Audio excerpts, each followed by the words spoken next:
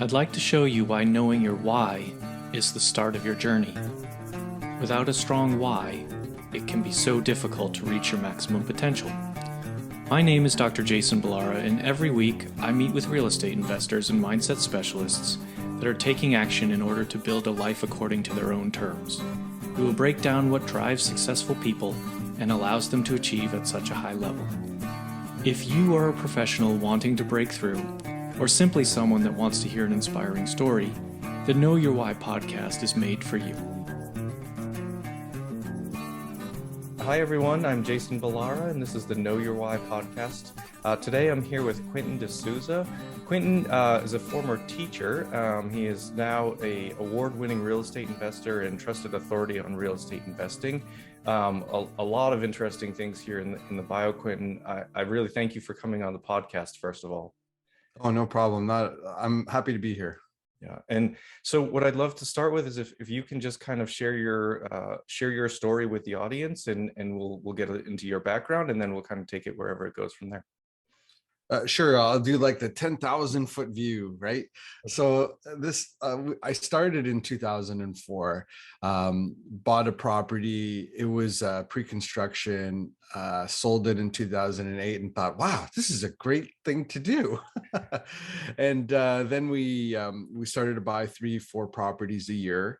In 2008. By 2013, I had created enough passive income through and there's nothing passive about long-term rentals, but there was that income that was coming off of the portfolio every month. It was about $5,000 a month at the time, and it allowed me to quit my job as a teacher. I was a teacher in the public school system, and a teacher in our public school system is very different than, so I'm from Canada, I'm from Ontario. I was actually making 6 figures in my job. I was also a consultant at the board, and I have a master's in ed, and they were grooming me to get into administration. So vice principal, principal, etc. And in 2014, I left. I focused on my real estate my real estate full time, and to become a professional investor. And I've continued to grow that. I've started off in 2015 buying apartment buildings with partners and continued to grow that. Now we're actually, I just got a 92 unit under contract, and we have close to 400 units already. In our market, that's quite our cost per door is much higher. It's close to 80 million in assets. I own about 50% of that. A little bit higher than 50% actually, and continue to grow my real estate portfolio that way. I'm a book author, and I enjoy sharing knowledge with people. I still have that teacher in me, so it's something that I appreciate, that we have the ability to make so much improvements in our lives. And if we can start off with some good education, that really helps to put us in the right direction. Yeah, absolutely. And it's kind of actually a few things you said that are interesting to me, just as someone in Canada. First of all, the timing of your sort of real estate journey in the US around 2008, that was a pretty bad time to get into real estate investing. Did Canada experience the same sort of Great Recession that we did? We did, but not to the same extent. So we had the same type of mortgages, not the ninja loans, but we did have 100% financing on investment properties, and we did have low down payments and lots of more what we would call self-declared income type of loans, but not to the extent as that was happening in the US. And we did have a recession, and we did have a downturn in our housing market. So it was actually a great time to invest in real estate for me. And I wish I had picked up a lot more than I did at the time, but I think everybody says that who invests in real estate. So it's Right. not something new. You always wish you could go back in time and buy more assets at that point. Yep. That's great. And I mean, also sort of interesting to hear that seems that the profession of being a teacher is maybe more valued in Canada than it is in the US in terms of salary and upward mobility and things like that. So yeah, maybe something to consider for teachers that are listening, that there might be a better way to go. But when you started out with single family homes, right? And then you said you transitioned to apartment complexes in 2015. Maybe talk a little bit about how you made that switch, sort of how that looked for you. Yeah, I mean, I did all kinds of strategies. So 2008, 2000, when the mortgage financing kind of switched up from what I was able to get before, I was like, well, how can I replicate the same sort of returns that I was getting without having to put as much down? So I was doing what most people call the BRRRR strategy now. I did not have that name back then. It's been rebranded, but I was doing that back in 2009, 2010, and I was taking on partners while doing it. So everybody was making a good return, and my partners would reinvest in future projects. I've had partners back since 2009 who still are partners with me today. And what ends up happening is that, that rolls, like I end up with have that cash flow at the end of the month because all of those properties cash flowed. I was able to create that income that gave me the security to leave my job. I could have left my job in 2013, but I actually bankrolled my cash flow, I bankrolled my paycheck and used my cash flow for my property for a whole year before I actually quit. And my kids were really young at the time. They were probably 5 and 2, and it was pretty stressful to make that change. And my wife supported me like making the change because it was moving from security to insecurity, but being able to show the whole year of gave her confidence as well, and it just snowballed after that. And what happened and what I found was that and I wrote a book on that whole process too, like on buy, fix, refinance, and rent, right? Anyways, back in 2015, I saw that it was great to have the income that was coming, but I wasn't building wealth fast enough for my taste. So I decided to start buying small apartment buildings. And what I found was that the cash flow from the building wasn't as much as I was getting from even so it was a 6-unit building. I was making more money on a duplex than I was on the 6-unit building. But what I didn't realize at the time was that it's not really the cash flow as much as the refinance.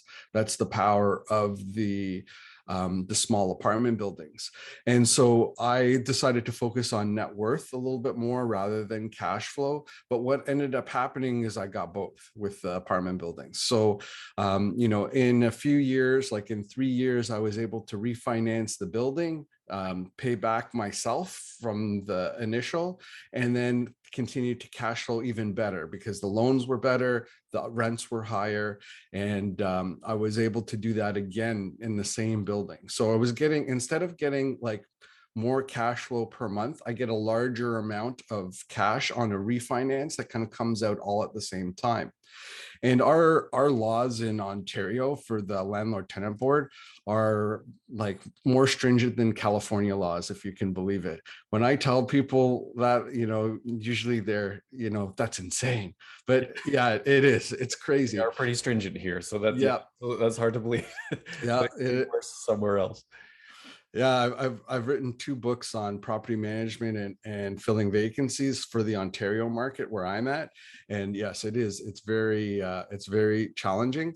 But what that gives us is a strong appreciating market. And if you can get good cash flow in a strong appreciating market, what happens is that that net worth and the wealth effect is like it's exponential, right? And so that's what ends up happening with the apartment buildings, and why the kind of long-winded way of why I got into it, because it was the short form. It's like One is cash flow. The other is like having a piggy bank. And those apartment buildings are like a piggy bank, and they just grow that net worth a lot faster, but you don't necessarily can't access the cash as easily, right? Yeah. Well, I mean, that's actually a great, kind of point in terms of, people say, oh, I'm a cash flow investor, or I'm an appreciation investor, or whatever, but it really doesn't have to be either or, right? You're a perfect example of that. And especially if you're not, if you've left the W-2 job, but you're a full-time real estate investor, you've got to have some of it be cash flow, even if you're playing for appreciation, so that you have essentially money to pay the bills. But yeah, it's kind of being in a high appreciation market. You've got to kind of work that strategy so that it can make sense for you. But yeah, if you're able to pull out money, and I mean, I don't know about Canada, but here a refinance is a non-taxable event. So essentially you're getting all that money back without having to pay the taxes on it here. I don't, is that the same in Canada? It can be. It just depends. I'm not an accountant, and I don't want to give any tax advice, but like it can be. It depends on what you offset it against. You have to be careful. Like we have the CRA, which I would not want to like. I try to stay out of all the gray area, but it's definitely a benefit of being able to do it, particularly if you're reinvesting those into other projects and continue to grow, right? I have properties in the US as well, and you have so much more opportunities to deduct your income against your assets, because you have like, different types of depreciation that you can take up front versus, over time, which is what ends up happening in Canada more. So some of my projects in the US have been a lot more beneficial for me from a tax perspective than in Canada, but I find my yield is higher in Canada than it is in the US. So it just depends on the project and what I'm doing. But I think that I think that what's really important is that anybody takes the opportunity to we live in amazing countries, like just amazing countries with so much opportunity. I mean, our family came to Canada as new immigrants. We came with nothing, right? Like, and my parents worked hard. They had different types of jobs that kind of helped to support us, but ultimately us kids here have the opportunity to do amazing things, whatever we want, right? And that's not the same as the countries that are out there. And if we can remember that and make sure that we take advantage of that, I think then there's ultimately like anything that we can do. So it is amazing the opportunities that we have. Yeah, no, I totally agree. I think that, sometimes we take that for granted, that it's, it's easy to find excuses that why you can't do something, or, have limiting beliefs. But the reality is that the opportunities are quite amazing here in the US, and it sounds like Canada as well. So interesting that you have, properties in both countries. Mm-hmm.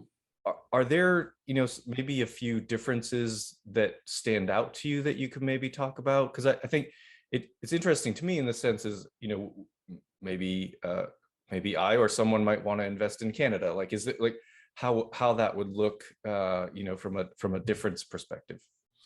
Yeah, so like there is lots of differences between the US and Canada, particularly on the loan side of things. Like the way that loans work in the US, you have a 30-year term. The longest term you would probably get in Canada is 5 years, although they do have 10-year terms. It's unusual for anybody to take a 10-year term on anything. The rates are lower, which you would have, like, especially in apartment buildings. I find that even agency debt in the US is higher than agency debt in Canada, equivalent. So for example, you might get like a Freddie Mac mortgage at 3.25%. The same debt in Canada would be 1.25, right? On an apartment building, similar asset, similar asset class, area, all of that sort of stuff. Cap rates can be pretty similar depending on the type of area that you're looking at. So if you're in a secondary market, is where I would focus, or a tertiary market even. What you find is that like cap rates are very similar between the two. Like you're looking at 4 or 5, somewhere around there. If you get into the larger markets, the cap rate is a little higher in the larger MSAs in the US as opposed to Canada. From what's more interesting about the debt in the US is you can do a lot, especially on larger buildings. You can do interest only, which is something that does not happen in Canada often. You would have to go with a private lender to be able to do that. You couldn't get agency debt that's interest only in Canada. It just doesn't happen. So what that does is it pushes up the cash on cash return in the US because you're not getting the mortgage pay down component. I find a lot of operators in the US will offer like let's say a 6 to 10% cash on cash, but really that's because there's no mortgage pay down that's happening. If you look at our portfolio, like we probably put down 1.2, I think I calculated it about a month ago, 1.2 million a year is our mortgage pay down. That's huge, right? Like that's just a component of our return. Whereas you may not see that in a project, but it's part of the repositioning process in the US. So, cap rates are similar. Debt is cheaper, and that's where you kind of see the difference in the two. There's a lot of other, oh man, it was an experience, like expanding to the US for me, particularly because I was like starting again, especially with relationships. But over time, it is good. And one of my big challenges is that I'm a foreign national, right? Investing in the US and debt becomes a bit of a challenge. So for me, it's more important to have partners that are Americans that can kind of help with that. And I also can't use my net worth. I have a good net worth in Canada, but I can't use that for the US, right? So because somebody who is lending to me money in the US, they can't access that net worth because I'm in a different country, right? So there's a lot of different challenges, but and it all depends on what you want to do and what you're trying to get out of it, right? For me, the reason why I invest in the US is because I want to hedge against the Canadian economy. I like Florida in particular because that's where we tend to go down and visit. So it's easy for me to look at my assets down there and write it off. Also, it's, every time we go on vacation, we spend US dollars. So it's not it's a great way to create like a business and a machine that's throwing that off to help us to pay for all of that. So there's a lot of benefits from it. I could go on and on. So you gotta stop me on this. No, I like it. No, I don't want to stop you. I definitely like it. It's actually very, very interesting. So if it's great that the interest rates are lower in Canada, but if you only have a 5-year, you're talking a 5-year amortization total. No. The amortization would be like, so, and this is, okay, so there are a few other things. I'm talking specifically about multifamily, okay? Yeah. All right, so that's big difference.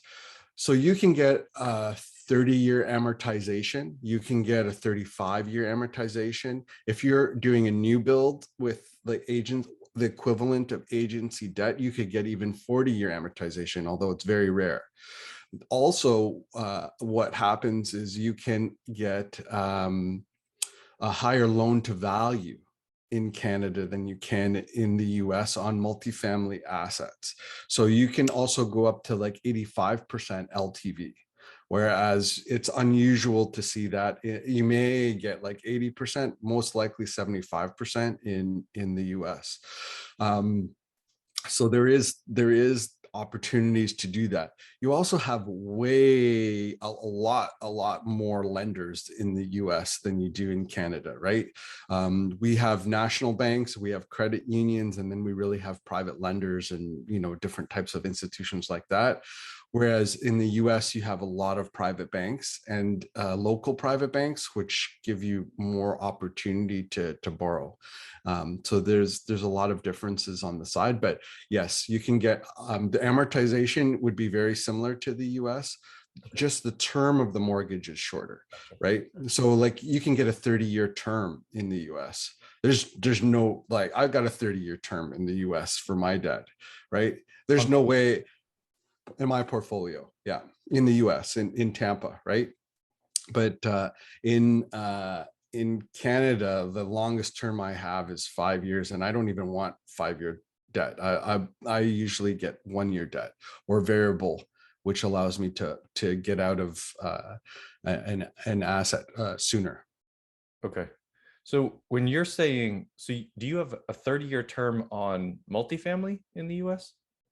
Yeah, it's actually a portfolio loan on multiple properties. So that because I'm a foreign national, they just the LTV sucks for me. Like it's at like a 65% LTV, but it allowed me to just to blanket a few properties and then access those funds again to reinvest in other projects. So it's a little different, but it's a 30-year term that and then it depreciates, the penalty depreciates. So after 5 years, I could get out of that debt and do something else, right? If I needed to. Okay. Okay. Very, very interesting.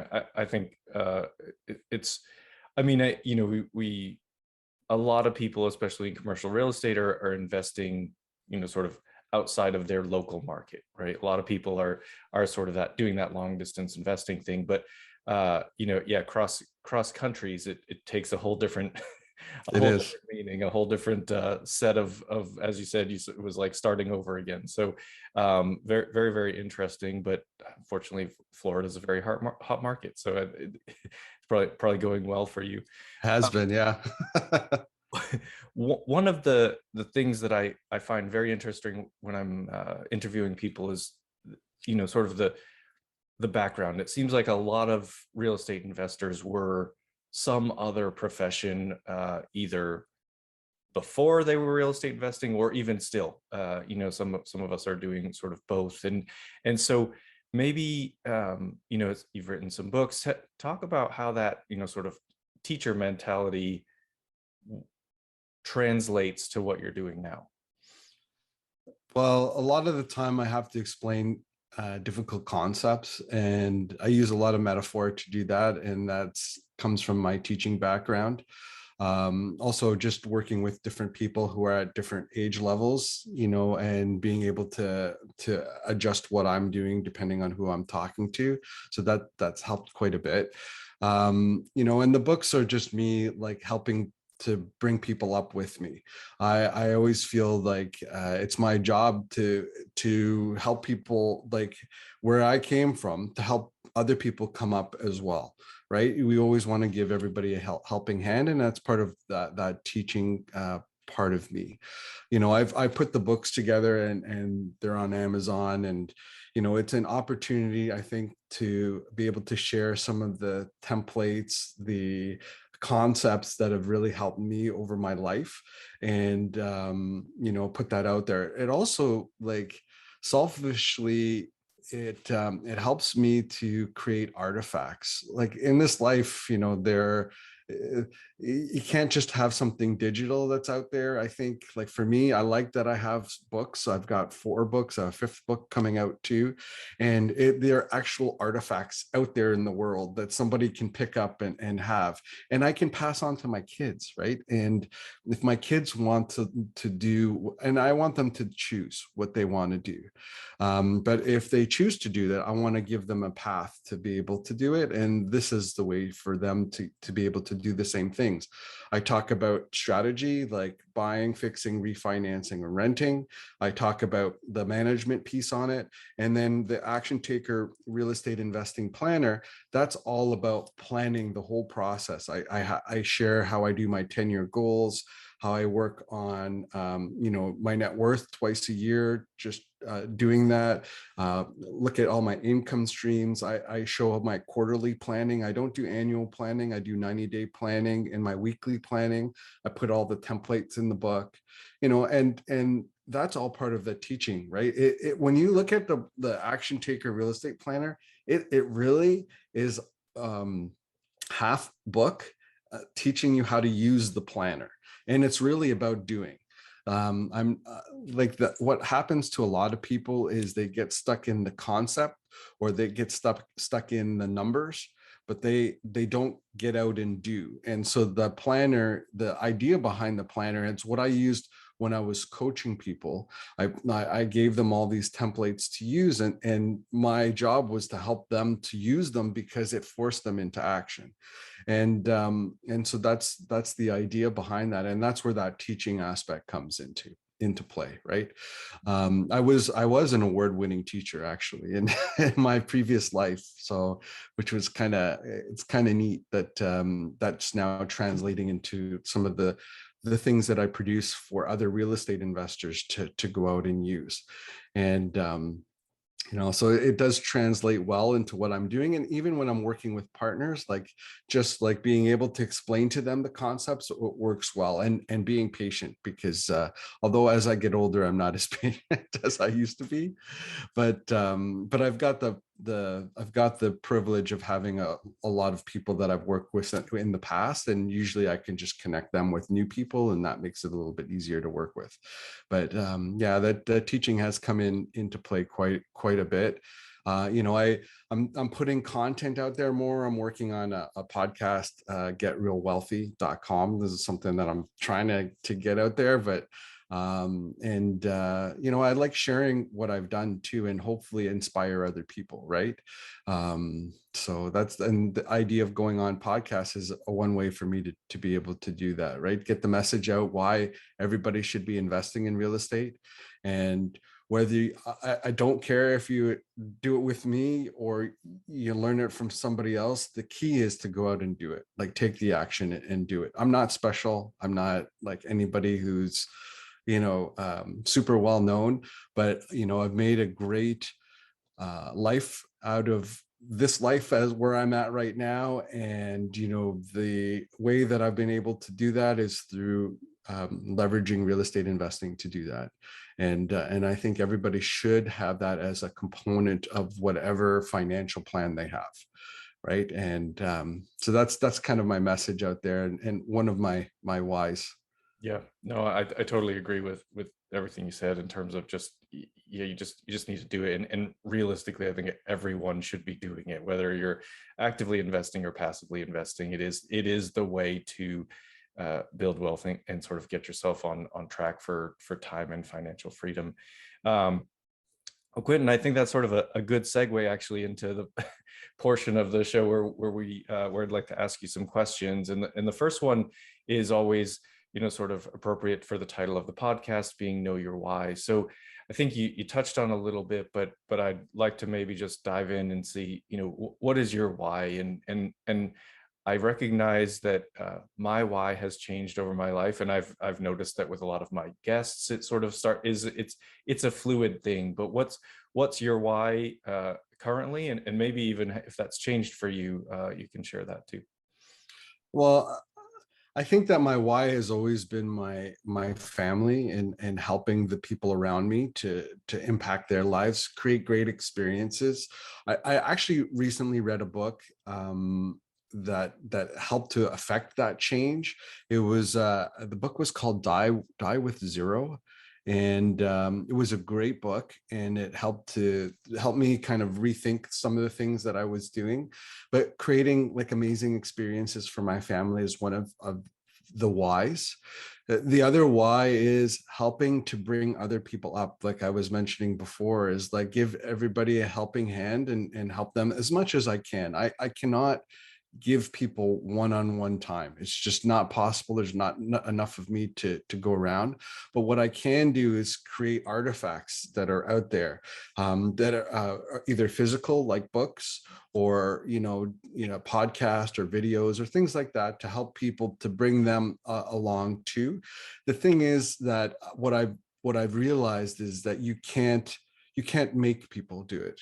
They have to want to do it, and they have to have the desire to do it, and the why themselves to do it, right? If they don't have a big enough why, they're not going to make a change, right? Usually change only occurs when there's something in your head that has caused you to make that change, or something physical that that makes you want to change. If you want to find your why, go to a graveyard and read the gravestones and see, there's if all you see between the gravestone is like the day somebody was born and then they died and there was only a dash in between, is that what you want? Like, or do you want something that's more powerful, like a loving husband made this change? Like, what would you want on there, right? And figure that out for yourself. So for me, it's that creating great experiences for my family and bringing other people up with me, and helping them to create that for their families as well. Yeah, that's actually a great point. It's, what do you want it to say on your gravestone, or what do you want people to say in your obituary? That kind of, how do you want to be remembered? What's your legacy? And that's, I think legacy is twofold. It is your immediate family, right? What have you done to make sure that they're all set when you're gone, but also your legacy out in the world, as you mentioned, your books as artifacts, or whether it's that or digital content is obviously very important at this point in our times. But it's a having something to, I don't even know if it's necessarily to be remembered by, but just having something that you contributed to the world that lives on after you. So very, very cool. Well, the next question is, tell us something about yourself that maybe isn't common knowledge, special skill, hobby, something, maybe something you're trying to add it to your your skill set, but anything that maybe isn't known by everybody. I drive a truck. I'm not really like, I actually don't spend a lot of money. Like, I'm not a big kind of showy type of person, right? I kind of just, I like my truck. I like to go camping. I like fishing. I like, kind of just spending time with people and talking to people. Maybe the only thing I really think that's a little different is I like nice scotch. that's about it, right? But other than that, I'm just a really simple person. My lifestyle is quite simple. I do like to travel, but I just don't have like a really high-end lifestyle. I just kind of maintain what I've always been doing, and I do things. I've got a lot more freedom than I've ever had. I appreciate time freedom, location freedom, thought freedom. I don't like being told what to do, and having my own business allows me to direct where I want to go and how I want it to go, which is a lot different than where I was before. So those are some of the things that I think make a difference for me, and probably something that people would never, might think of me as something else than I am. You would never know my net worth if you saw me, wherever I am. Yeah. What kind of truck? I also drive a truck. That's why a Ram 1500 Eco Diesel. It's I got that tricked out a little bit. I've got like nice leather seats and sunroof and all the bells and whistles, but I love my truck. And we throw all our stuff in the back and go fishing or camping or whatever and still have fun. Yeah, they're very, very convenient for doing just having a place to put everything I need to do something and just throw it in the back. So yeah, no, I love my truck too. I'm the same. I don't want fancy cars. I don't want any of that. I like the, as we said, sort of that legacy or artifact component of it, but it's experiences over objects, I think, is really what it comes down to. Yeah, absolutely. If I didn't have what I've built today, I could build it again and it would be fine. Like, if I had to start over again, I could. It's not that I wouldn't know how to. I would just, I would probably go bigger faster. That's the only thing that I would do, because I would have less time. Right, exactly. So when people hear this episode, and we'll put whatever you want in the show notes, but how would you like people to reach out to you if they're interested in kind of learning more about what you're doing?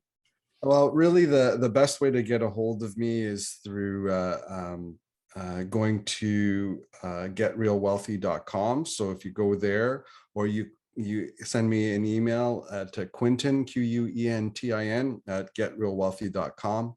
Or you can catch me on I've got a link tree out there with and you can kind of look at that, or catch me on social media at like Instagram QManREI, or Twitter QManREI is where I'm at there. Okay, sounds good. The final question is, what piece of advice would you leave for people that are, maybe back a few years when you were sort of getting started? What would you tell them to, help motivate them, help them hopefully achieve the great success that you have? I got it on my desk. Here we go. Oh, I don't know if you can see that. Well, it's getting, so it's basically, it's never, ever, ever, ever give up. Yeah. I'm a very determined person. I'm not good at taking no as the answer, especially when it comes from people of authority, like, building inspectors, or, politicians in particular. I think that it's important for us to continue to push as much as we can to do what needs to be done in the world, and, find a way to be able to do it. Don't give up. If you have goals, you need to push yourself as much as possible to achieve those goals, and never, ever, ever give up. Don't let somebody tell you it can't be done. It's just don't. Because there's too many, especially people who have never done it before. Those are the worst to listen to. If you want to learn how to do something, learn it from somebody who's already done it. It's so much easier, right? And there are always ways to be able to do that. Yeah, I've heard, I'm not even sure, who originated this, or if it's just kind of a commonly said thing, but I really like the sentiment of people ahead of you, sort of ahead of you in, whatever that is, wealth or whatever, but people ahead of you will never, sort of squash your dreams, talk bad, kind of have, give you negative feedback. It's always the people that aren't doing it, haven't done it, that are going to be the ones that the naysayers and tell you it can't be done. And so you're absolutely right. Look at someone who's done it, someone who's there, and just do what they did, or sort of, it's not some secret recipe. It's out there. You just have to take action. Yeah, absolutely. And the key is to find somebody who's just a couple years ahead of you, not like 20 or 30 years, just because that person is going to be the most willing to share, right? Just 1 or 2 years ahead of you, and then that's it, right? And that's the key, because then you get to where they are, then you find the person who's even further ahead, right? And and then you can slowly build up. Yeah, absolutely. No, that's great advice. Well, Quentin, thank you so much for being on the podcast. This has been great. Really appreciate it and enjoyed the conversation. So thank you. No, you're welcome, Jason. All right. Well, we're going to sign out for today. Have a good day, everyone. I'd like to show you why knowing your why is the start of your journey. Without a strong why, it can be so difficult to reach your maximum potential. My name is Dr. Jason Ballara, and every week I meet with real estate investors and mindset specialists that are taking action in order to build a life according to their own terms. We will break down what drives successful people and allows them to achieve at such a high level. If you are a professional wanting to break through, or simply someone that wants to hear an inspiring story, the Know Your Why podcast is made for you.